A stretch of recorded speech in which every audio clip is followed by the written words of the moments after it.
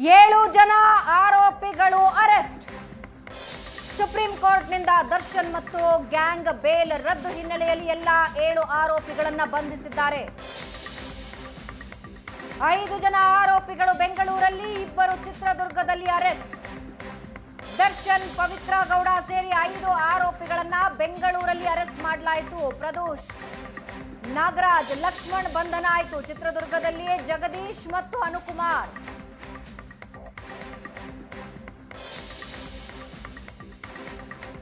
ಏಳು ಜನರನ್ನ ಪೊಲೀಸರು ಬಂಧಿಸಿದ್ದಾರೆ. 2 ಸುಮಾರು 8 ಗಂಟೆ ಹೊತ್ತಿಗೆ ಬೆಂಗಳೂರು ತಲುಪ್ತಾರೆ. ಜಗದೀಶ್ ಮತ್ತು ಅನುಕುಮಾರ್ ಕೂಡ ಚಿತ್ರದುರ್ಗದಲ್ಲಿ ಅರೆಸ್ಟ್ ಆಗಿದ್ದು 8 ಗಂಟೆ ಸುಮಾರಿಗೆ ತಲುಪ್ತಾರೆ ಅಂತ ನಮ್ಮ ಪ್ರತಿನಿಧಿ ಕಿರಣ್ ಈಗ ಮಾಹಿತಿ ನೀಡಿದ್ದಾರೆ. ಎಸ್, ಈ ಎಲ್ಲದರ ಬಗ್ಗೆ ಇನ್ನಷ್ಟು ಇನ್ಫಾರ್ಮೇಶನ್ ನಮ್ಮ ಜೊತೆ ಹಂಚಿಕೊಳ್ತಾರೆ ನಮ್ಮ ಹಿರಿಯ ಪ್ರತಿನಿಧಿ ರಮೇಶ್. ಅನ್ನಪೂರ್ಣೇಶ್ವರಿ ನಗರ ಪೊಲೀಸ್ ಠಾಣೆಯಿಂದ ನೇರ ಸಂಪರ್ಕದಲ್ಲಿದ್ದಾರೆ. ರಮೇಶ್, ಕೆಲವೇ ನಿಮಿಷಗಳ ಮುಂಚೆ ಆರೋಪಿ ಪರ ವಕೀಲರನ್ನ ನೀವು ಮಾತನಾಡಿಸ್ತಾ ಇದ್ರಿ. ಇವತ್ತು ಬೆಳಗ್ಗೆಯಿಂದ ನಡೆದಿರುವ ಡೆವಲಪ್ಮೆಂಟ್ ಬಗ್ಗೆ ಒಂದಷ್ಟು ಬೆಳಕು ಚೆಲ್ಲೋಣ. ಮೊದಲಿಗೆ ಸುಪ್ರೀಂ ಕೋರ್ಟ್ನಲ್ಲಿ ನೀಡಿದ ತೀರ್ಪು ಮತ್ತು ಅದರ ಹೈಲೈಟ್ಸ್ನೊಂದಿಗೆ ಆರಂಭಿಸೋದಾದ್ರೆ. ಭವನ ಅಂದರೆ ಇವತ್ತು ಸುಪ್ರೀಂ ಕೋರ್ಟು ರೇಣುಕಾಸ್ವಾಮಿ ಕೊಲೆ ಪ್ರಕರಣದ 7 ಜನ ಆರೋಪಿಗಳಿಗೆ ಒಂದು ಶಾಕಿಂಗ್ ಆರ್ಡರ್ನ ಕೊಡ್ತು. ಯಾಕೆಂದ್ರೆ ಈ ಆದೇಶವನ್ನು ಹೈಕೋರ್ಟ್ನಲ್ಲಿ ಏನು ಆರೋಪಿಗಳು ಬೇಲನ್ನು ತೆಗೆದುಕೊಂಡಿದ್ರು, ಆ ಬೇಲನ್ನ ರದ್ದು ಮಾಡಬೇಕು ಅಂತೇಳಿ ರಾಜ್ಯ ಸರ್ಕಾರ ಒಂದು ಅರ್ಜಿಯನ್ನು ಸಲ್ಲಿಸಿತ್ತು. ಅರ್ಜಿಯನ್ನು ಸಲ್ಲಿಸಿ ವಾದವನ್ನು ಮಂಡಿಸುವ ಸಂದರ್ಭದಲ್ಲಿ ಕೂಡ ಸರ್ಕಾರಿ ಪರ ವಕೀಲರು ಈ ಒಂದು ಬೇಲ್ ಆರ್ಡರ್ ಒಂದು ವಿವೇಚನೆಯನ್ನು ಬಳಸಿ ಕೊಟ್ಟಿಲ್ಲ. ಈ ಆದೇಶದಿಂದ ಅಂದ್ರೆ ಈ ರೀತಿ ಆರೋಪಿಗಳು ಹೊರಗಡೆ ಇರೋದ್ರಿಂದ ಸಾಕಷ್ಟು ಸಮಸ್ಯೆ ಆಗುತ್ತೆ ಅನ್ನುವಂಥದ್ದನ್ನ ವಾದವನ್ನು ಮಾಡಿದ್ರು. ಮತ್ತೆ ವಿಚಾರಣಾ ಸಂದರ್ಭದಲ್ಲಿ ಕೂಡ ಸುಪ್ರೀಂ ಕೋರ್ಟ್ ಅದೇ ರೀತಿಯಾದ ಅಭಿಪ್ರಾಯವನ್ನು ವ್ಯಕ್ತಪಡಿಸಿತ್ತು. ಹೈಕೋರ್ಟ್ ಕೊಟ್ಟಂತ ಆದೇಶದಲ್ಲಿ ಎಲ್ಲ ಒಂದು ಕಡೆ ಒಂದು ಮೆಕ್ಯಾನಿಕಲಿ ಆದೇಶವನ್ನು ಬರೆದಂತೆ ಕಾಣ್ತಾ ಇರುವಂತದ್ದು. ಈ ಕೇಸಿನಲ್ಲಿರುವಂತಹ ಸಾಕ್ಷಿಗಳೇನು, ಈ ಕೇಸಿನ ಎಫೆಕ್ಟ್ ಏನು, ಎಷ್ಟರ ಮಟ್ಟಿಗೆ ಟೆಕ್ನಿಕಲಿ ಎವಿಡೆನ್ಸ್ಗಳಿದೆ, ಸೈಂಟಿಫಿಕ್ ಎವಿಡೆನ್ಸ್ಗಳಿದೆ, ಎಲ್ಲವನ್ನೂ ಕೂಡ ಬದಿಗೊತ್ತಿ ಆರ್ಡರ್ನ ಕೊಟ್ಟಿರುವಂತದ್ದು ಸರಿಯಲ್ಲ. ಈ ರೀತಿಯಾದಂತಹ ಗಂಭೀರ ಪ್ರಕರಣಗಳಲ್ಲಿ ಈ ರೀತಿಯಾದಂತಹ ಆದೇಶ ಕೊಡುವಂತದ್ದು ಸರಿಯಲ್ಲ ಅನ್ನುವಂಥ ನಿಟ್ಟಿನಲ್ಲಿ ಹೈಕೋರ್ಟ್ನ ಒಂದು ಆದೇಶಕ್ಕೆ ಅಸಮಾಧಾನವನ್ನು ವ್ಯಕ್ತಪಡಿಸಿತ್ತು. ಅದಕ್ಕೆ ಸಂಬಂಧಪಟ್ಟಂತೆ ಆರೋಪಿಗಳ ಪರ ವಕೀಲರು ಕೂಡ ಸಾಕಷ್ಟು ವಿಚಾರವನ್ನ ಮಂಡಿಸಿದ್ರು ಮತ್ತೆ ರಿಟರ್ನ್ ಆರ್ಗ್ಯುಮೆಂಟ್ ಅನ್ನು ಕೂಡ ಕೊಟ್ಟಿದ್ರು. ಸೊ ಎಲ್ಲಾ ವಾದ ಪ್ರತಿವಾದದ ರಿಟರ್ನ್ ಮತ್ತೆ ಓರಲ್ ಆರ್ಗ್ಯುಮೆಂಟ್ ಅನ್ನ ಕೇಳಿದ್ದಂತ ಸುಪ್ರೀಂ ಕೋರ್ಟ್ ಇವತ್ತು ಬೆಳಿಗ್ಗೆ 10:45 ಸುಮಾರಿಗೆ ಆದೇಶವನ್ನು ಮಾಡುವ ಮೂಲಕ ಒಂದು 7 ಜನ ಆರೋಪಿಗಳ ಬೇಲನ್ನ ಕ್ಯಾನ್ಸಲ್ ಮಾಡ್ತಾ ಇದ್ದೇವೆ ಎನ್ನುವಂಥದ್ದು. ಸೊ ಅದರಲ್ಲಿ ಪ್ರಮುಖವಾಗಿ ಏನು ಸುಪ್ರೀಂ ಕೋರ್ಟ್ ಹೇಳ್ತಾ ಹೋಗುತ್ತೆ ಅಂದ್ರೆ, ಕಾನೂನಿನ ಮುಂದೆ ಯಾರೂ ದೊಡ್ಡವರಲ್ಲ. ಈ ರೀತಿ ಸೆಲೆಬ್ರಿಟಿಗಳಾಗ್ಲಿ, ಹಣವಂತರಾಗ್ಲಿ, ಮತ್ತೆ ಬೇರೆ ಯಾವುದೇ ರೀತಿಯಾದಂತಹ ವರ್ಗದ ಜನಿತರು ಕೂಡ ಕಾನೂನು ಮುಂದೆ ಎಲ್ಲರೂ ಒಂದೇ ಅನ್ನುವಂಥದ್ದನ್ನ, ಹಾಗಾಗಿ ಈ ಪ್ರಕರಣದಲ್ಲಿ ತಕ್ಷಣಕ್ಕೆ ಎಲ್ಲ ಆರೋಪಿಗಳನ್ನು ಕೂಡ ಅರೆಸ್ಟ್ ಮಾಡಿ ಜೈಲಿಗೆ ಕಳಿಸಬೇಕು ಅನ್ನುವಂಥ ನಿಟ್ಟಿನಲ್ಲಿ ಸುಪ್ರೀಂ ಕೋರ್ಟ್ ಆದೇಶವನ್ನು ಮಾಡಿತ್ತು. ಆದೇಶ ಬಂದ ಕೆಲವೇ ಕ್ಷಣಗಳಿಂದ ಬೆಂಗಳೂರಿನ ಪಶ್ಚಿಮ ವಿಭಾಗದ ಪೊಲೀಸರು ಅಲರ್ಟ್ ಆಗ್ತಾರೆ. ಅದರಲ್ಲೂ ವಿಶೇಷವಾಗಿ ಡಿಸಿಪಿ ಗಿರೀಶ್ ಅವರು ತಮ್ಮ ವಿಭಾಗದ ಎಲ್ಲ ಅಧಿಕಾರಿಗಳನ್ನ ಕರೆದು ಒಬ್ಬೊಬ್ಬ ಇನ್ಸ್ಪೆಕ್ಟರ್ಗಳಿಗೆ ಒಂದೊಂದು ಜವಾಬ್ದಾರಿಯನ್ನು ಕೊಡ್ತಾರೆ. ಎಲ್ಲ ಆರೋಪಿಗಳು ಎಲ್ಲಿದ್ದಾರೆ ಹುಡುಕಿ ಅವ್ರನ್ನ ಕರ್ಕೊಂಡು ಬರಬೇಕು ಅಂತೇಳಿ ಒಬ್ಬೊಬ್ಬರ ಇನ್ಸ್ಪೆಕ್ಟರ್ಗೆ ಒಬ್ಬೊಬ್ಬ ಆರೋಪಿಯ ಎಲ್ಲ ಒಂದು ಜವಾಬ್ದಾರಿಯನ್ನು ಕೊಡ್ತಾರೆ. ಆ ಸಂದರ್ಭದಲ್ಲಿ ಪ್ರಮುಖವಾಗಿ ದರ್ಶನ್ ಎಲ್ಲಿದ್ದಾರೆ ಅಂತ ಹೇಳಿ ಹುಡುಕ ಹೋದಂತ ಸಂದರ್ಭದಲ್ಲಿ ಆತ ತಮಿಳುನಾಡಲ್ಲಿದೆ, ಅದೊಂದು ದೇವಸ್ಥಾನಕ್ಕೆ ಹೋಗಿದ್ದಾರೆ ಅನ್ನುವಂಥದ್ದು. ಆದ್ರೆ ಫೋನ್ ಸಂಪರ್ಕಕ್ಕೆ ಪೊಲೀಸರಿಗೆ ಸಿಗ್ತಾರೆ.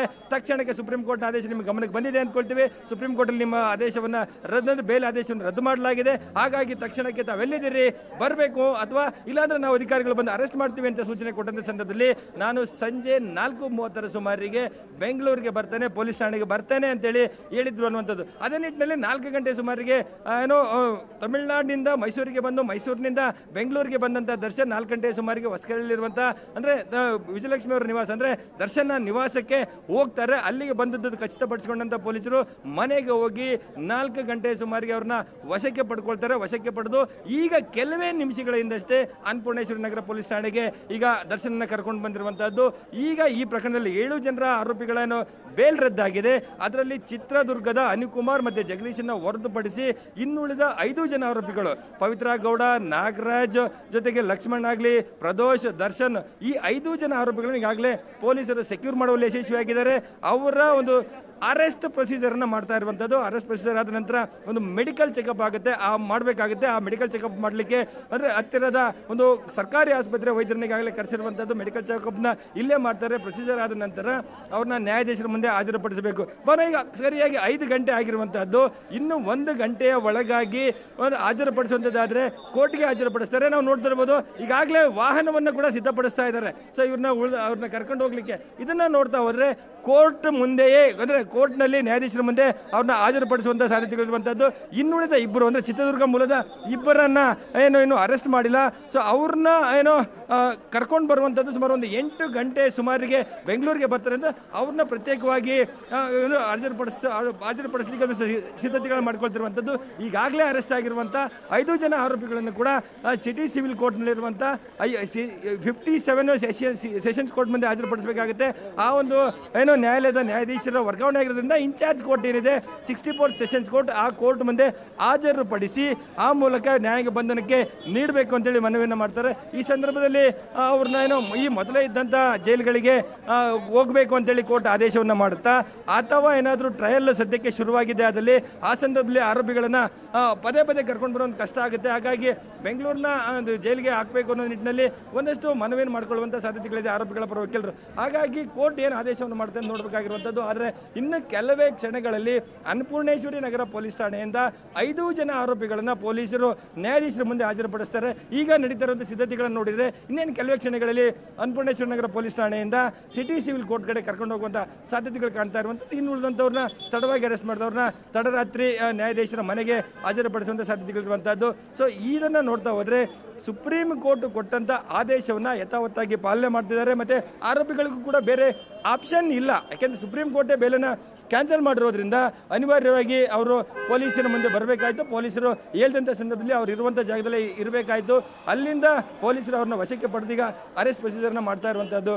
ಭವನ ಅಂದರೆ ಇಡೀ ಪ್ರಕರಣವನ್ನು ನಾವು ನೋಡ್ತಾ ಹೋದರೆ ಎಲ್ಲ ಒಂದು ಕಡೆ ಒಂದು ಈನಸ್ ಕ್ರೈಮ್, ಒಂದು ಘೋರ ಅಪರಾಧ ಕೃತ್ಯದಲ್ಲಿ ಭಾಗವಹಿಸಿದ ಸಂದರ್ಭದಲ್ಲಿ ಪೊಲೀಸರಾಗಲಿ ಮತ್ತು ಕೆಳ ಹಂತದ ನ್ಯಾಯಾಲಯಗಳು ಯಾವ ರೀತಿಯಾಗಿ ಆರೋಪಿಗಳನ್ನು ಟ್ರೀಟ್ ಮಾಡಬೇಕು, ಅವರ ವಿರುದ್ಧ ಒಂದು ಸಬ್ಸ್ಟಾನ್ಸ್ ಎವಿಡೆನ್ಸ್ಗಳಿದ್ರೆ, ಅಬ್ಸಲ್ಯೂಟ್ ಎವಿಡೆನ್ಸ್ಗಳಿದ್ರೆ ತಕ್ಷಣಕ್ಕೆ ಬೇಲ್ ಕೊಡುವಂಥದ್ದಾಗಲಿ, ಅವ್ರನ್ನ ಸಮಾಜಕ್ಕೆ ಹೊರಗಡೆ ಬಿಟ್ಟು ಅವರು ಬೇರೆ ಬೇರೆ ರೀತಿಯಾದ ಈ ಪ್ರಕರಣದಲ್ಲಿ ಬೇರೆ ಬೇರೆ ರೀತಿಯಾದಂಥ ಬೇರೆ ಕ್ರೈಮ್ಗಳನ್ನು ಅಂದರೆ ಈ ಕ್ರೈಮ್ ಮೇಲೆ ಒಂದು ಪ್ರಭಾವ ಬೀರುವಂಥದ್ದಾಗಲಿ ಈ ರೀತಿಯಾದಕ್ಕೆ ಅವಕಾಶವನ್ನು ಮಾಡಿ ಕೊಡಬಾರದು.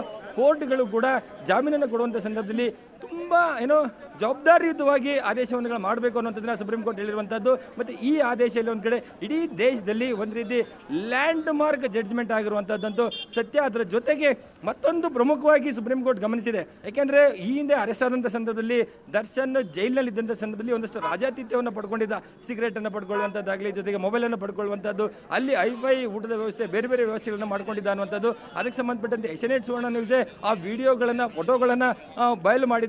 ಅದಾದ ನಂತರ 2 FIR ಆಗುತ್ತೆ. ಈ ಅಂಶವನ್ನು ಕೂಡ ಸರ್ಕಾರಿ ಪರ ವಕೀಲರು ಸುಪ್ರೀಂ ಕೋರ್ಟ್ಗೆ ತಂದಿದ್ರು.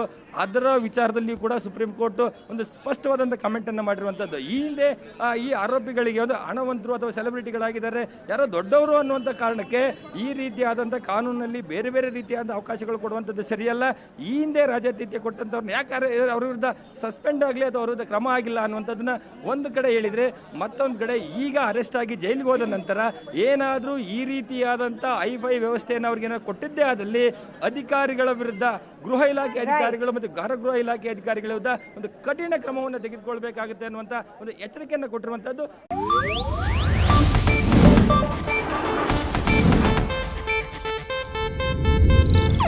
ಇದು ಏಷ್ಯಾನೆಟ್ ನ್ಯೂಸ್ ನೆಟ್ವರ್ಕ್ ಪ್ರಸ್ತುತಿ.